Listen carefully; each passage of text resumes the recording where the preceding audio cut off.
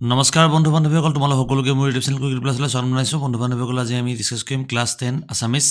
lesson 1 বৰগীত আহা start কৰো question number 1 সমূহ প্ৰশ্নৰ উত্তৰ দিয়া কবিয়ে জীৱনে মৰণে নেৰিবৰ বাবে কাক অনুৰোধ কৰিছে ইয়াৰ কাৰেক্ট উত্তৰ হ'ব এনে ধৰণৰ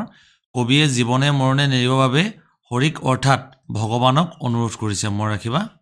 তেনে আমি কাক ক'ব লাগিব হৰিক বা ভগৱানক অনুৰোধ কৰিছে বুলি আমি ক'ব লাগিব বা লিখিব লাগিব পৰীক্ষাত আহা নেক্সট কোৱেশ্চন Question number 4 হনক হনন্দি যোগী যাহাকো ধ্যায় হনক হনন্দি আৰু যোগীসকলে কাক ধ্যান কৰে বুলি কৈছে ইয়াৰ কাৰেক্ট আনসাৰ হ'ব এনে ধৰণৰ হনক হনন্দি আদি যোগীসকলে ভগৱান শ্ৰীকৃষ্ণক ধ্যান কৰে বুলি উল্লেখ কৰিছে মই ৰাখিবা ইউ ইম্পৰ্টেন্ট হয় নেক্সট question number go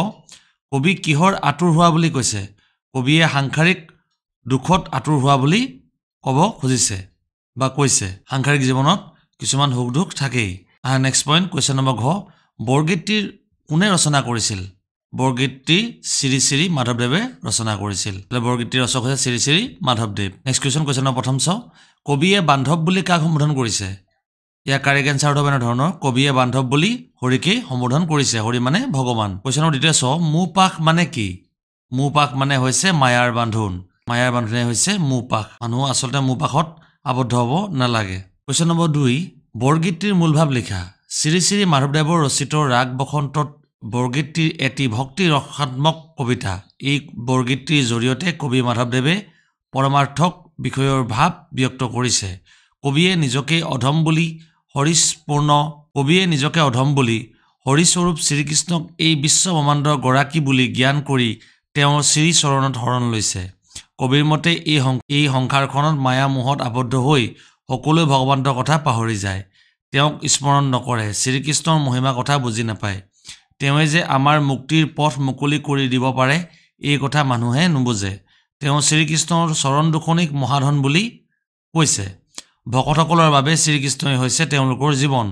ভগৱানে এই সকলোবোৰ ভুল ভ্ৰান্তি ক্ষমা কৰি তেওঁলোকৰ নিজৰ চৰণত ঠাই দিয়ে কৃপাৰ স্বৰূপ শ্ৰীকৃষ্ণই ভক্তসকলক দয়া নকৰিলে তেওঁলোকৰ মুক্তিৰ সম্ভৱ নহয় ভগৱান শ্ৰীকৃষ্ণৰ ওচৰত অতিকৈ কাতৰ হৈ শৰণ লোৱাৰ বাহিৰে ভক্তৰ অন্য কোনো উপায় নাই ভগৱানক যদি একান্ত মনে বিচৰা যায় তেন্তে ইয়াৰ পৰা আমি বুজিব যে পাব পৰা যায় কোৱেশ্চন নম্বৰ 3 বৰগীতটিৰ ৰচকৰ সমূহ পৰিচয় দিয়া ইয়াৰ উত্তৰ হ'ব নৱবৈষ্ণৱ ধৰ্মৰ অন্যতম প্ৰচাৰক শ্ৰী শ্ৰী মাধৱদেৱৰ লখিমপুৰ জিলাৰ নাৰায়ণপুৰ লেটেকুপুখুৰীত 1489 চনত জন্ম হয় তেওঁৰ পিতৃৰ নাম আছিল গোবিন্দগিৰি ভূঞা এৰ নাম আহি উল্লেখ কৰিব লাগিব আৰু মাতৃৰ নাম আছিল মনোৰমা শংকৰদেৱৰ প্ৰিয় শিষ্য মাধৱদেৱ গুৰুৰ পদাংকমে অনুকৰণ কৰি বাৰাদি গৰণুকুচি সুন্দৰী দিয়া ভেলাডাঙ্গা আদি ধৰ্মৰ প্ৰচাৰ কৰিছিল ধৰ্মৰ প্ৰচাৰৰ লগতে সাহিত্য আৰু সংস্কৃতিৰ পূজাৰী এজনা মহান গুৰুৰ সাহিত্যিক জীৱনৰ কীৰ্তিস্তম্ভ হ'ল নামঘোষা এই কোৱেশ্চনটো বাৰে বাৰে অহা দেখা যায় ধ্যান দিবা এহেজাৰটা ঘোষা থকাৰ বাবে এইখনক হেজাৰী ঘোষা বুলিও কোৱা হয় শংকৰদেৱৰ 12 কুৰি গীতৰ ৰচিছিল যদিও 21,000টা গীতহে বৰ্তমানলৈকে পোৱা গৈছে মাধৱদেৱৰ ভণিতা থকা মুঠ 157টা বৰগীত আজিৰ লাষ্ট কোৱেশ্চন নম্বৰ গ তোমাৰ চৰণ দুই মোৰ মহাধন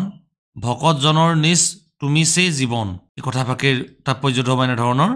অসংগ উক্ত কবিতা ফাকি আমাৰ পাঠ্যপুথিৰ অন্তৰ্গত মহাপুৰুষ শ্ৰী শ্ৰী মাধৱদেৱৰ দ্বাৰা ৰচিত বৰগীতৰ পৰা তুলি অনা হৈছে সংগতি ভকতৰ বাবে ভগৱানৰ দুই চৰণ মহাধন আৰু ভগৱানে নিজৰ ভকতৰ বাবে জীৱন স্বৰূপ আৰু মহাপুৰুষ জনাৰ পদভাগিত অৱতাৰণা কৰিছে ব্যাখ্যা হ'ব এনে ধৰণৰ ভগৱান একান্ত ভক্ত আৰু মহাপুৰুষ মাধৱদেৱৰ ভগৱানে ভকতৰ সৰ্বস্ব বুলি গ্ৰহণ কৰিছে আৰু মহাপুৰুষ জনাই উপলব্ধি কৰিব পাৰিছে যে সংসাৰৰ মায়া মোহত বন্ধনৰ পৰা মুক্তি পাবলৈ সাংসাৰিক দুখ আৰু যন্ত্ৰণাৰ পৰা উদ্ধাৰ পাবলৈ হলে ভগৱানৰ কৃপা লাভ কৰিব লাগিব তেওঁ ভগৱানৰ দুই চৰণৰ জীৱনৰ শ্ৰেষ্ঠ সম্পদ বুলি গ্ৰহণ কৰিছে ঈশ্বৰে তেওঁ ভকতসকলৰ বাবে জীৱন স্বৰূপ আমাদেৰ ভিডিও চাই ভালো লাইক সাবস্ক্ৰাইব চেনেলটো ফলো কৰিব নাপাহৰিবা বন্ধু বান্ধৱীসকলক ভিডিওটো শ্বেয়াৰ কৰি দিয়া ভিডিওটো সবে ধন্যবাদ